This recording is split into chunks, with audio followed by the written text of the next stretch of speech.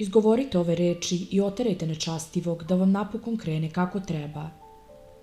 Sveti anđele koji stojiš uz moju jadnu dušu i gledaš moj strasni život, ne ostavi me grešnoga, niti odstupi od mene zbog moje neuzdržljivosti. Ne daj mesta zlom demonu da ovlada mnome pomoću nasilja ovog smrtnog tela. Ojačaj moju bednu i slabu ruku i uputi me na put spasenja. O sveti anđele Božji, čuvaru i pokrovitelju moje jadne duše i tela, oprosti mi sve čime te uvredih u sve dane života svoga.